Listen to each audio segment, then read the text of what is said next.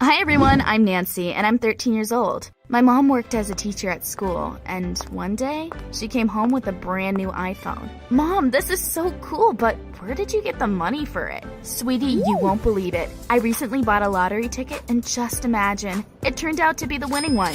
So, get used to our new life. We're rich now. One by one, Mom started pulling gifts out of her bag. A sketchbook, stickers, a dress, a phone case. I was so ecstatic.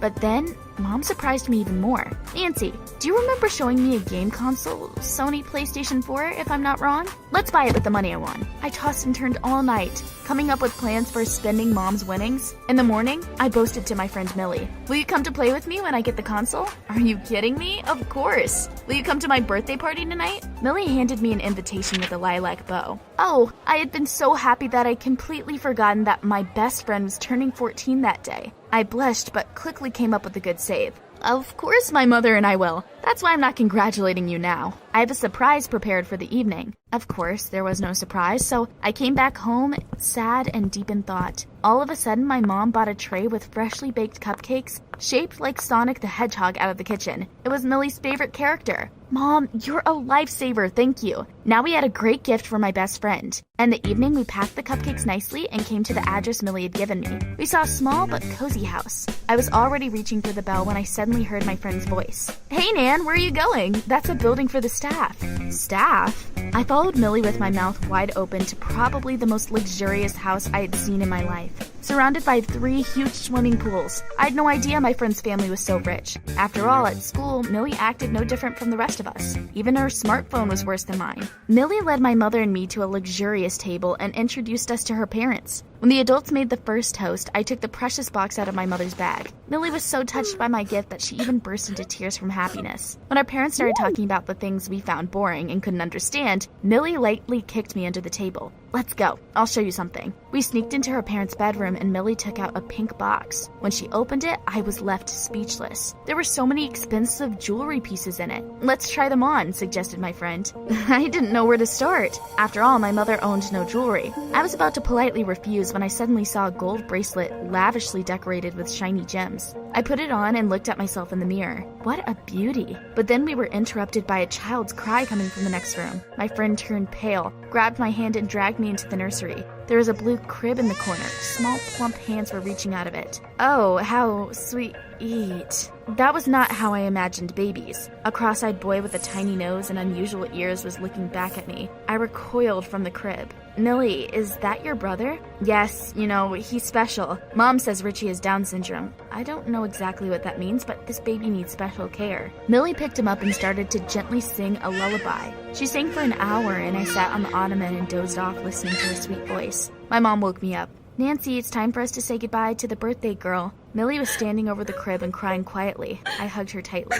Everything will be fine, just don't cry. I couldn't forget little Richie's face the next day, but something finally distracted me in the evening. My mom was serving dinner as usual when I suddenly saw a sparkling bracelet on her wrist. It looked just like the one I had tried on at Millie's house. The coincidence seemed very strange to me. Just a day before, my mother hadn't had any jewelry, but after our visit, the bracelet had suddenly appeared, and it looked so familiar. On top of that, what if my mom had stolen it? I didn't want to believe it, but just in case decided to be sneaky and check. Mom, where's our lucky lottery ticket? Since we got so lucky with those numbers, maybe we should try to bet on them again? I threw it away. Still, maybe? Are you hard of hearing? I got the money and threw away the ticket. Now go to bed. My mother had never spoken so rudely to me before. I pushed my plate away and stomped into my room loudly, but I no longer felt angry in the morning. After all, my mother and I had always been friends, and I simply couldn't stay mad at her for long. I got up early, sneaked into the kitchen, and made her breakfast. However, when Mom came down, the first thing she saw was not the scrambled eggs with toast, but the mess. Nancy, what have you done? When am I supposed to clean it all up? What a nightmare! You shouldn't have cooked anything at all. So much for gratitude. I grabbed my bag and rushed to school, but things only got worse. I'd been in such a hurry to get out of the house that I had forgotten my homework and got a bad mark. It was a good thing my mom never got angry about bad grades, but that day was different. When I came home, she looked furious. I looked at your electronic diary. How do you explain this? I gripped my bag with all my might. Nancy, there's a limit to any patience. A month of house arrest. What? A whole month just for one bad mark? But that wasn't fair. I trudged to my room and stuck my hand into my chinchilla's cage. Lady, are you on my side at least? But my furry friend bit my finger painfully. Everyone was against me. I reached for a bandage but quickly pulled my hand back. It hurt so much. I'd got the boxes mixed up, and instead of a first aid kit, I accidentally put my hand into a needlework box. A sewing needle was stuck in my sore finger, but I was too angry with my mom, so I didn't ask her for help. I put a band-aid on the wound and went to bed so that the next day would come sooner. The next morning, I went down to the living room and saw my mother eating food from an expensive restaurant. Mom, what do we have for breakfast? Look for something in the fridge, okay? I'm leaving. Bye. Yeah, not the kind of morning I expected on my birthday. I spent the whole day thinking that Mom would surprise me in the evening and give me the console she had promised. But when I came back from school, I found only last night's cheesecake on the table. Mom, do you by chance want to tell me something? Oh yeah, baby. Look at what a cute handbag I bought for myself. I locked myself in my room and burst into tears. How could Mom have forgotten about my birthday? All because of the stupid money. After all, before we hadn't had so much of it. My mom and I lived very happily. We played until late at night and gossiped like real friends. And now, I felt like the person I was closest to didn't need me anymore. I fell asleep thinking such thoughts, and in the morning, I firmly decided to talk to my mother, but she was no longer at home. I went to school in a terrible mood and was suddenly doused from head to toe with water from a puddle. Hey, watch where you're going! I glared at the convertible that had splashed muddy water on me, and immediately forgot about everything in the world. My mother was sitting in the passenger seat and some man was driving. They didn't notice me and kept chatting sweetly. So that was it. My mom hadn't won the lottery or stolen from Millie's parents. She had just found herself a rich fiancé and completely forgotten about me. Millie unsuccessfully tried to cheer me up the whole day at school, but her attempts at comforting me just made me terribly angry. Millie, leave me alone. Don't you see I'm not in the mood? My friend moved away from me, and I kept feeling sorry for myself. Things couldn't go on like that any longer. I waited until Mom got home from work and went down to the living room to talk. But then I heard her phone conversation. No, I don't want my daughter to know about it. That would be very embarrassing for me. I didn't want to have a heart-to-heart with her anymore after hearing that, but I had another plan. In the morning, I waited until Mom had left for work and carefully followed her. I wanted to get a better look at the man I would soon have to call Dad. Mom was passing by Millie's luxurious house when she suddenly stopped and rang the doorbell. I wondered why she needed my friend's parents. Curious. I froze around the corner. Millie's dad walked out to meet my mom, and then it hit me like an electric shock.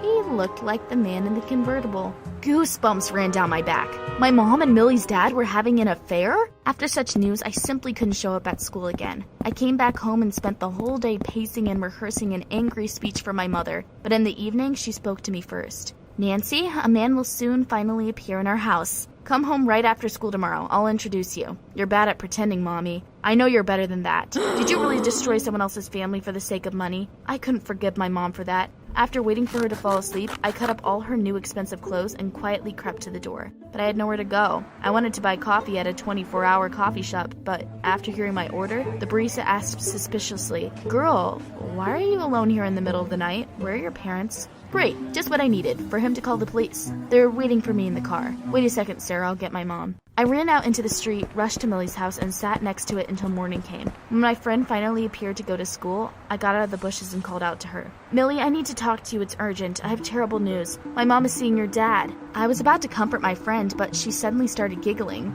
I know, she's seeing my mom as well, here at our house, when she comes to see Richie. But why would my mom visit your brother? Oh, I promise not to tell. Oh well, you remember my brother needs special care and all sorts of medical procedures, right? Your mom is a teacher, the kids love her, and she lives nearby. That's why my parents asked her to become Richie's nanny. She agreed, but only on the condition that you won't find out anything. I don't know why, she's probably just embarrassed. I was so overjoyed that I could kiss her. Thank goodness my mom was just a nanny of a special child in a rich family. I felt terribly ashamed of myself. My mother had bought things with the money she had earned, and I had destroyed them so cruelly. I ran home to apologize, but when I came, I saw Mother sobbing into the shoulder of some man in the living room. Nancy, baby, thank God you're home. Why did you run away?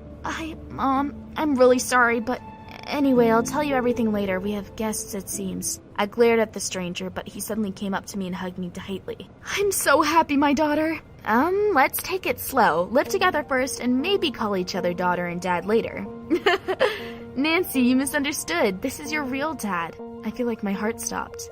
My real dad? And you're telling me about it like this? Where have you been all this time? Why didn't you come earlier? It's my fault. When we were young, I didn't tell your dad that he was going to have a daughter. We broke up. I recently got a job as a babysitter for your friend's brother. I brought the baby to the hospital and saw the name of the doctor on the door plate. We started talking and realized that we shouldn't have broken up 14 years ago. Our feelings are still strong. When I found out I had a daughter, I immediately wanted to see what a beauty you are. All of it turned my world upside down. Now I had to accept and love a man I didn't know, but I was worried for nothing. We got along like a house on fire. We visited Richie together and Dad taught me how to treat special children. Thanks to him, I now know what I'm going to do when I grow up. My relationship with my mother has also improved. She admitted that after so many years of poverty, having so much money went to her head. She apologized for snapping at me. She had apparently been exhausted after starting the new job and promised to spend more time at home in the future. And I realized that I need to learn to trust my loved ones instead of imagining all sorts of things or stalking them.